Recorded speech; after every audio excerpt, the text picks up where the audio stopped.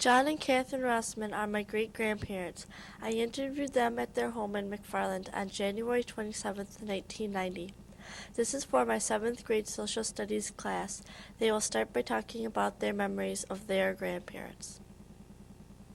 Remember my Grandma Gregg, that is my mother's folks, and they lived in town and just at the outskirts of town, and had a nice home with cherry trees, and they had their own buggy, which no cars at that time, just a buggy. Where and their was that, horse. What city was that In Blue Hill, Nebraska. And when we went there, they had a picket fence around it. We could walk on that picket fence on the board that was at the top of it. So that's where we all walked and entertained ourselves.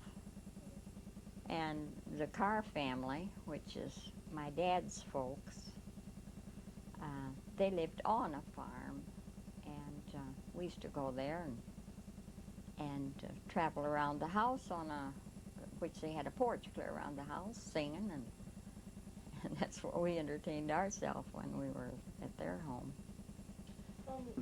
My great-great-grandfather was a whaler off the shores of Germany. Yeah. They ran a whaling vessel, and they went out, and none of the crew ever come back one time. They probably got a whale or something that upset their boat, and they never got back at all. Yeah. All right. Okay, this should be And my dad, now if you want the background of him, my dad was born in Joliet, Illinois, and they traveled and went out there by covered wagon. Covered wagon. And my mother was born in Lancaster, Wisconsin, and they traveled across the Wisconsin River and all the rivers going out, and they floated them. Of course, I don't have no pictures of anything like that. Oh, I know that he come over from Germany. He worked his way across on a boat. And he was in Joliet he emigrated to Joliet, and from there he went to, he went west and took a homestead in Polk County in Saratoga Township in Nebraska.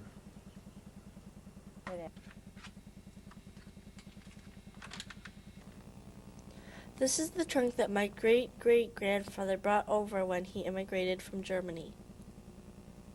Families migrated there and took homesteads out there, see. That's how. You go to the county seat, you get so many acres, you have to improve it by either building on it and planting trees and breaking up the sod. So you get the land free. Mm-hmm. But he was living in a sod shanty first. Really? Yeah, Did he build that first? Huh? He built that himself? Yeah, he built that himself, and he broke up his land with one oxen. One oxen. Is that probably what pulled out? Oh, every morning he had to walk a mile. And How many kids in that school? in the school, there must have been about 8, I guess. 8, I think it was, yeah. 8 children. And I always went early, so I built the fire and carried in the pail of water for the teacher. That's what I always did. Yeah. And you had chores at night? Oh yeah, you're gonna get home at night. Then we had a lot of hogs. My dad raised a lot of hogs and cattle and horses. I had to pick up cobs because we got home to burn, see, to feed them the air corn. I'd pick up cobs, fill up everything with cobs. And we had a shed, we filled them in, kept them all picked up so we had something to burn. Because there was no wood at all. So you would use the corn And we lived about 5 miles from town. Went to a little country school. That was the time you graduated and I graduated from 8th grade. They had a high school then. Yeah. In that. Didn't have much of a high school then either, at that time. just as normal. Walk 16 miles to, 16 miles to town. Wow. So that, This is a story about my great-grandpa and his sister Nellie, who had to go get some food for their sick brother. It was the winter of 1914. My great-grandfather was only 9 years old. At all. So Mother sent Nellie and me down to our neighbor about a mile and a quarter away to see if they had crackers or some white bread, flour or something. And we left in the morning right after the folks went for hay, and the snow was about 4 foot deep on the level, at least, and then there's some drifts and more. And it was hard. In some place you'd go up to your waist and see. And we walked down there for just about a mile away. And so they didn't have none, so we turned right around and started back, and my God, it was dark before we got halfway home. Same thing. We was about a quarter of a mile from home, and Nellie got so tired she wants to sit down all the time. And I said, no, we can't sit down, because I said, the wolves is there. I shouldn't use that word, but the wolves, the wolves is there, and there was lots of them there, lots of wolves, a lot of coyotes too.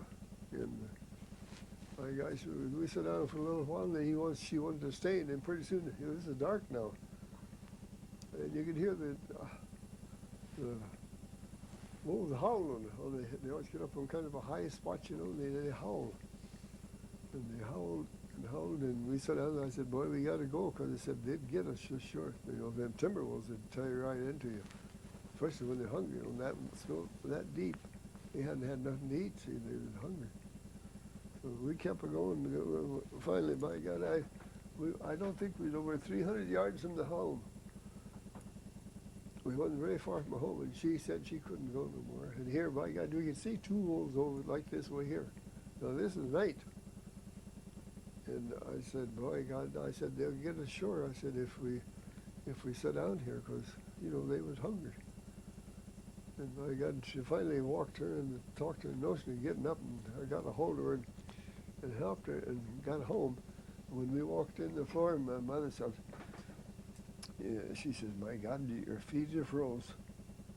And they could just walk like he was walking on stubs, And they took my dad's razor and cut the shoes off of both of us. And we was froze halfway up to our knee, both feet.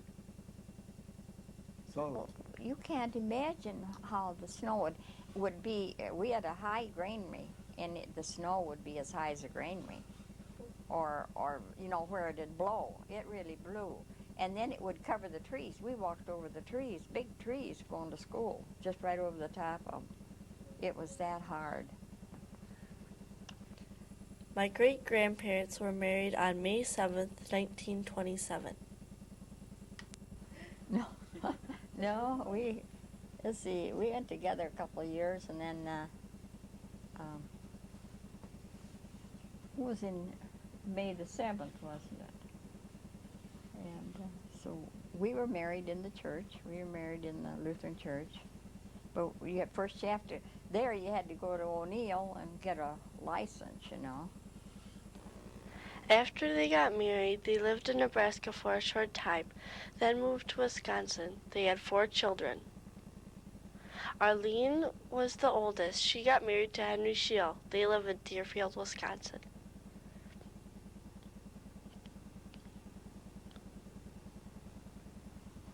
Dale is the second oldest. He married Carol Edding. They have 4 daughters and 2 sons. They are my grandparents. They live in LaSalle, Illinois.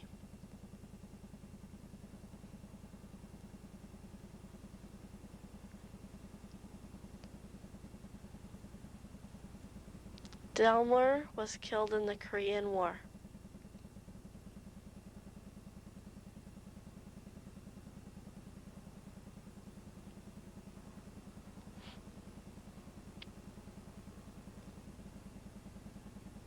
Wilson is the youngest. He married Pat Edwards. They have one daughter and one son.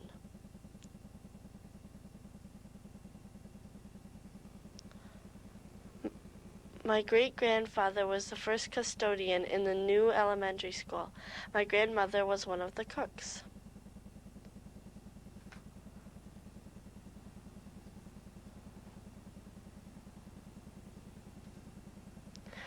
Currently, John and Katherine have 3 children, 8 grandchildren, and 11 great-grandchildren.